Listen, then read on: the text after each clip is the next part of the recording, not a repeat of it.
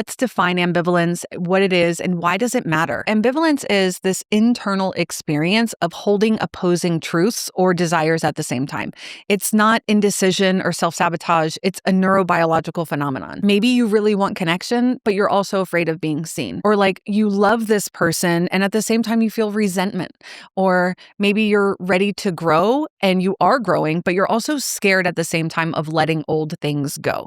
It's like being in the excitement of change and also being afraid, being scared. Our nervous systems can hold a lot of different emotions at one time, and that's really about holding the full human experience in your body. And as we get into these paths of healing, we really start to notice ambivalence in our bodies and that we're holding it. And I think, as we're exploring emotions in affective neuroscience, one of these dualities is the experience of joy when we're not used to experiencing joy. I think another part of this conversation has to do with the primaries and our parents and realizing that the people who raised us also have complex trauma.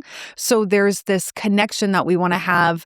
There's also a lot of maybe anger or grief that can come up and the understanding of that they also have complex trauma. So there's this idea of grace coming in. Compassion. And then also all the feelings of like disgust and fear and anger and all of those emotions. Yeah, it's a lot as we go through this path and our emotional capacity starts to expand and we realize how much there is underneath all of these things as we're growing. In order to really move through a lot of this, there does have to be capacity in the nervous system, emotional regulation and processing skill so that everything isn't so black and white and so that we don't shut down or run away from or make our decisions based on like this one emotion when it's much more complex than that, so we can really grow from an experience. These times of ambivalence do often come at times when we're in a threshold. We're like crossing into a moment of transformation. We're letting go of an old identity or moving into a new pattern. We're starting to tell our truth in a different way. When we're in that spot, we can start to misinterpret it as confusion, like I don't really know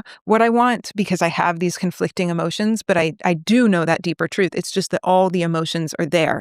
Or we can start to feel failure or we can get stuck in the rumination of some of the other emotions, the shame, the guilt, the grief that then lead us to backslide in the way that we're trying to grow. And when we start to have the capacity to embrace it all, then it starts to create that space for regulation through those emotional experiences, deeper levels of connection, moving out of self-abandonment and staying connected to our experience there.